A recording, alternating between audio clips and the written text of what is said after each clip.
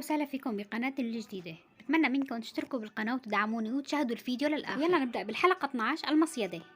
وهون بلقيس بتتصل بموسى فبتسأله شو صار معك، فبيقلها لقوه بالنظارة ومفارق الحياة وبكرة بلاقيكي وبنحكي.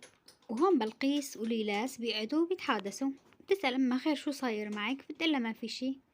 والأم بتسأل بنتها بتقلها أنت خير شو صاير معك، ليش كنتي عم تبكي هداك النهار؟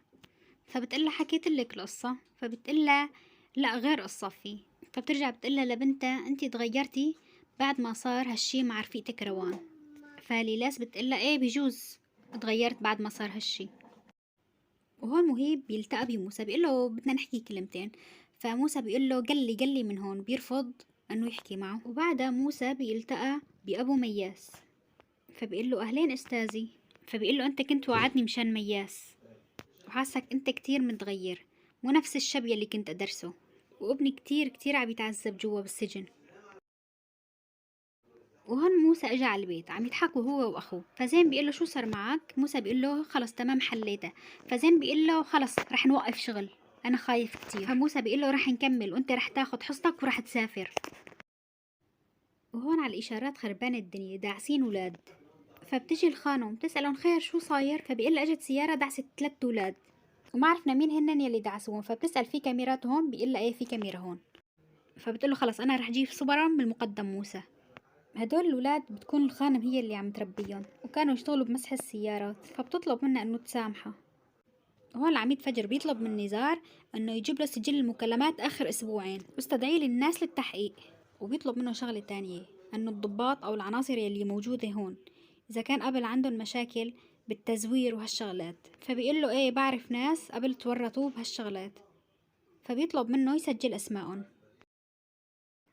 وهون العجان بيطلب مفاتيح المطبعة من بلقيس، فبتقله عن موسى هن المفاتيح. فبتقله ما بحسن، هاي حطيت لك سماعات وعم تسمع كل شي جوا عم يصير بالمطبعة. فبيعصب عليها وبيقلها ليكونك عشقانة، احكي لي اذا عشقانة. فبيقلها ليكون وقعتي شك على راسك مثل اول مرة وقت هربتي من المدرسة ورحتي مع هذا مازن، وهلا اكيد المقدم موسى طابس فيكي ما هيك. وبالاخير بيقلها اذا بحبك عن جد اختبريه بقصة المفتاح، انه اطلبي منه المفتاح. وهون موسى عند الدكتور، فبيقول له الغباش عم يزيد، كان مرة بالشهر هلا كل كم يوم عم يزيد، معقول لهلا ما في علاج لهذا المرض؟ فبيقول له عندي صديق دكتور يبعث له الصور بتواصل معه دكتور خارج البلد. فقال له بكلف كثير. بيطلب من زين يدخل لعنده على المحل، بيقول له شبك انا صرت سهرة. وهون زين ما بيرد عليه، فبيقول له برحمة سعيد انك تدخل. فبيقول له خلص بكره بجي. وهون نزار هو وبناته عم يلبسوا يروحوا على المدرسة. وهون بيقلها لمرته هالة بدي اسألك شي. فبيقلها حاسس بالذنب وماني عرفان كيف بدي اتصرف، انه صارت معي شغلة بيني وبين المقدم موسى، خبره لفجر ولا لا؟ وهون هالة بتقله ايه خبره. فبيقلها بس ما بدي اعمل مشاكل وانا ماني متأكد من شي، وهذا الزلمة بالذات انا كتير بعزه، يعني ما بدي ازعجه ويمكن تكون فهمته غلط. فهلا بتقله ما عم بفهم عليك شو صاير معك. فبيقلها رح احكي لك القصة كلياتها. هون الخانم بتحكي له القصة لموسى، فبتقوله في سيارة دعست 3 ولاد من عندي إشارة البرلمان وبدي منك تشوف هالكاميرات. وبتقوله قلبي حاسسني إنه هالشغلة مقصودة. فبيقلها بشوفه بخبرك. وهون عند مياس بالسجن، فرئيس السجن بيطلب من مياس إنه يشتغل معه. فبيقله بدي تهرب حشيش من برا لجوا على السجن. فبيقله كيف؟ وإذا وافقت بتضل معي وبنحميك وبتطلع مصاري، وإذا رفضت بتضل مثل هالكلب الجعارية هون. فبالأخير قال له أنا معك رح أشتغل معك. وهون العجان هو والأستاذ، فبيحكي معه وبيقول له من زمان وأنا أشوفك شايل هالكتب بإيدك وهالوراق المذاكرات وعم تصلح وتروح وتجي وأجار بيت ما معك تدفع، برأيك في عدل بهالدنيا؟ فبيقول له العدل موجود والدنيا دين ووفا، بس أنت مو شايف منيح. وهون العجان بيقول له لا أنت يلي مو شايف منيح، بعد هالسنين يلي عم تزرع براس هالولاد من جدة وجد، والطريق المستقيم أقصر الطرق. فبيقول له كل هالشي غلط بغلط. فالأستاذ بيعصب عليه بيقول له تفكيرك هو الغلط. العجام بيقول له شوف مهيب بيطالع راتب قد 10 أساتذة وانت راتبك يا دوب يكفيك. فبيمسك مصاري وبيعطيه. هون الأستاذ ما بياخد. وهون موسى بيتصل ببلقيس بيقول لها اليوم بدي اشوفك. فبتقول له ايه بشوفك بالمطبعة. بقول لها بدقلك وبخبرك وين نلتقى.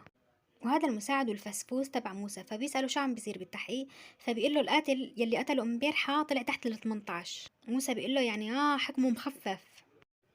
وهون مهيب بيقول لمرته يعني ما رح تقولي لي وين عم تشتغلوا؟